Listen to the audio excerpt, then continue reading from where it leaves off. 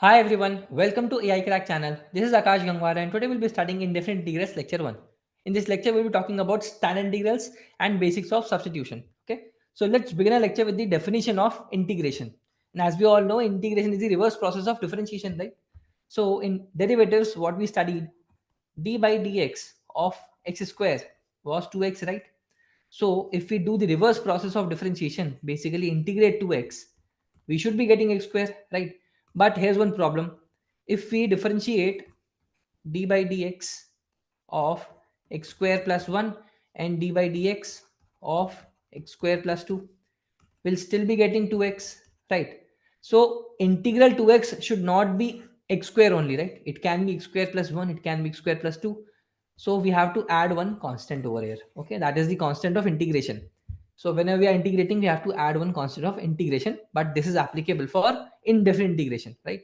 We'll be having certain limits for definite integration, so we'll not be having this constant. But in case of indefinite integration, we have to add one constant over here. Okay. And now let's talk about some basic standard formulae based on the basic definition, that is reverse of differentiation. So we're not applying any method over here to find out the formulae. What we are doing, we are just doing the reverse of differentiation.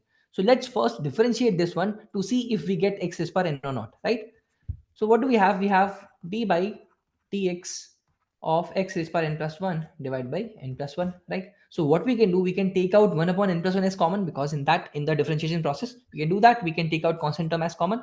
So we've got 1 upon n plus 1 as common outside, d by dx of x raised power n plus 1, right? Now if you differentiate this one, you'll be getting, this becomes 1 upon n plus 1 multiplied by, this becomes n plus 1, sorry, multiplied by x raised power n. So this and this gets cancelled out. So we have got x raised power n is the answer, right? Now if you look at this carefully, n cannot be minus 1. Why? Because this would become x raised power minus 1 dx, right? That is nothing but 1 upon x dx. Now if you remember, 1 upon x is the derivative of ln x, right? So for n equals to minus 1, this is not applicable. It's applicable for n equals to any other value except minus 1. Okay. So for n equals to minus 1, we have actually derivative as ln x, sorry, integral as ln x. Okay. So this one is written over here.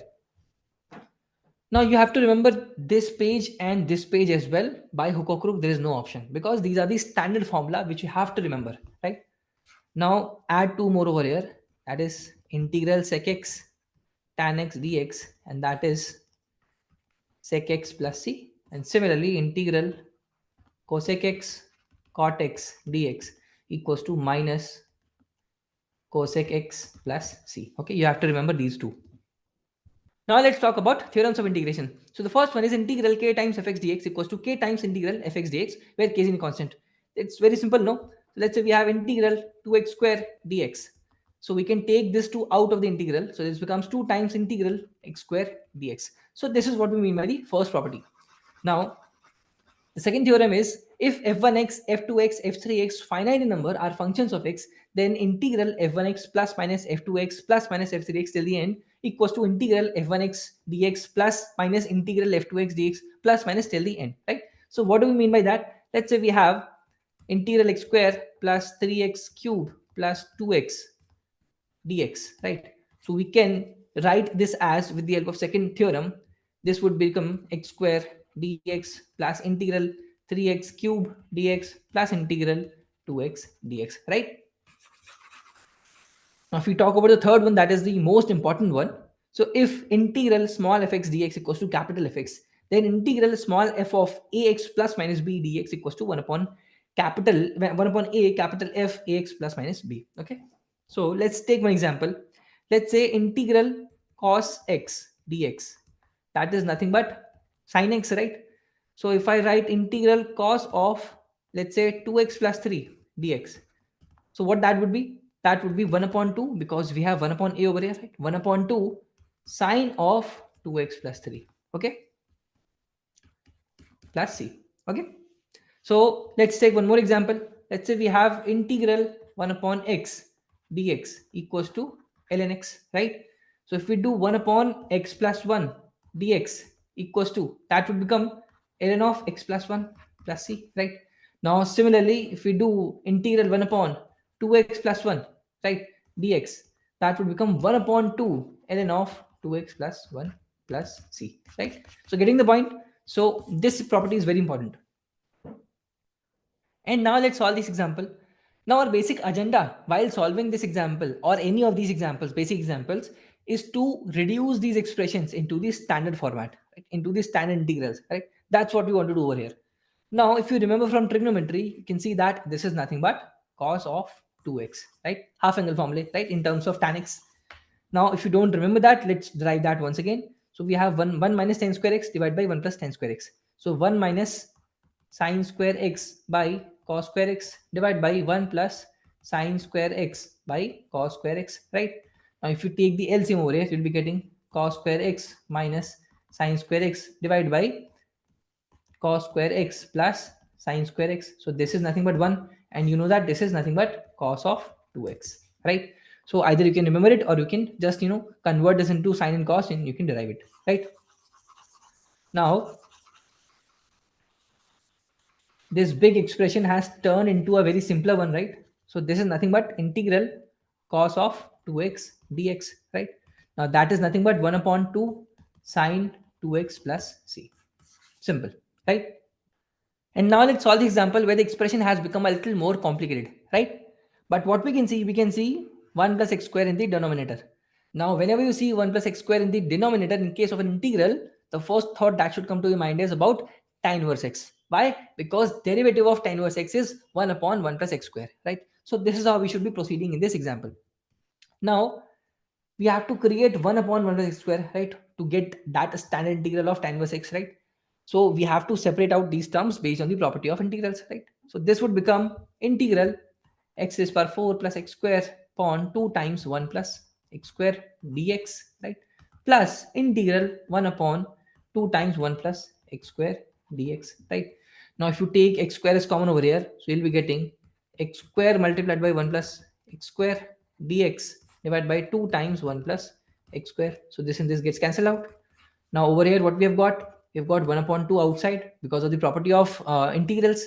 This becomes dx upon 1 plus x square.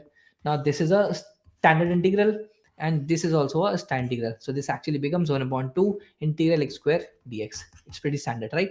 So that's how you have to solve and think. And now let's solve one more example. So we have integral 1 plus tan square x divided by 1 plus cot square x dx. In this case, again, we have to simplify using trigonometric identities, right? So 1 plus tan square x becomes sec square x and 1 plus cot square becomes cosec square x dx, right?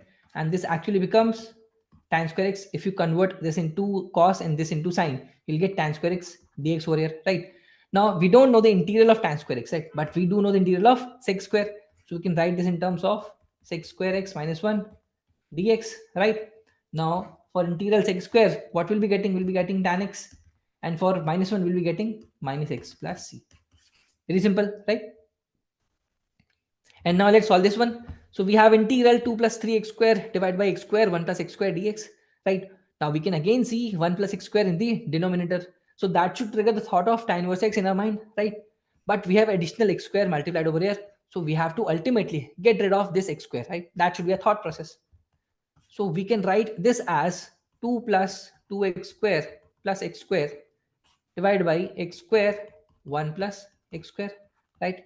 This is one possibility, right?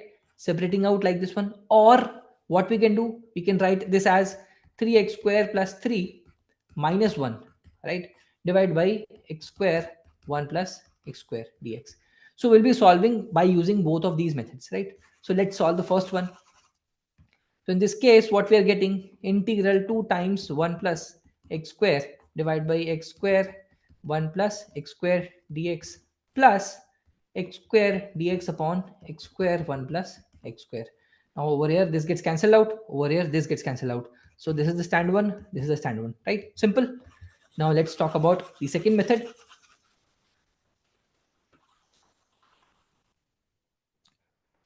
Now in the second method, this can be written as integral 3x square plus 3 minus 1, okay, divided by x square 1 plus x square dx.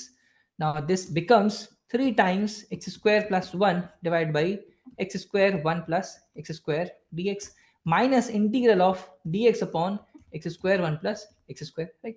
Now this and this gets cancelled out and this actually becomes a very standard integral, right? Now, if we talk about the second one, that's not a stand integral. Right? How do we solve that? Now, whenever you see 1 upon a times a plus 1, you can always write that as 1 upon a minus 1 upon a plus 1. For example, let's say we have 1 upon 2 multiplied by 3, right? This can be written as 1 upon 2 minus 1 upon 3. Or let's say we have 1 upon 3 multiplied by 4. So okay, this can be written as 1 upon 3 minus 1 upon 4, right? Always. So whenever you see this kind of pattern, always have this kind of thing in your mind, right? So now let's split the function based on that. So we have 1 upon x square minus 1 upon 1 plus x square dx. Now again, you can write this as integral dx upon x square minus integral dx upon 1 plus x square. So this is tan inverse x, and this is again very stand one, right? Simple. Now let's talk about methods of integration. So we have total 3 methods: substitution, integration by parts, and partial fractions, which are relevant for PGDBA, right? Until now, PGDBA has just focused on first and second, that is substitution and by parts. They have not touched partial fractions until now, but we'll be studying that as well for just in case, right? So let's first talk about substitution. Okay. So what is the idea behind substitution? When do we need it? Why do we need it? Let's see that with the help of an example, right? So let's say we have an integral sine x sine of cos x dx, right? Now, can you solve this integral with the help of standard formats? No, we cannot do that, right? So for that, let's say we take the substitution as cos x equals to t, okay? Now, if you differentiate on both sides, what we'll be getting? We'll be getting sin x equals to dt by dx, right? So if you multiply dx over here, we'll be getting sin x dx equals to dt, okay? Now you can see sin x, you can see dx over here. So if we club both of them, we'll be getting dt, right? So this integral becomes sin t dt, right? Dt is sin x dx and sin of cos x is sin t. So this has become the standard format, right? Now the second important question is, how do we choose what we have to substitute, right? In the previous example, we had integral sin x sine of cos x dx, right? And we chose cos x as t. Why? Because we know that sine of cos x is actually a composite function, and we cannot integrate composite functions directly. So that's why we had to choose the argument of the composite function as t, right? To convert that composite function into a regular function. That should be a first thought process, right? That should be a first idea while choosing the substitution. Now, secondly, we know that derivative of cos x would club sin x and dx into dt. That should be a second thought process, right? That should be a second idea. So based on these two key ideas, you can solve majority of the substitution problems, okay? So today's lecture was till here only, and in the next lecture, we'll be solving more problems on substitution. So let's meet in the next lecture. Thanks for watching.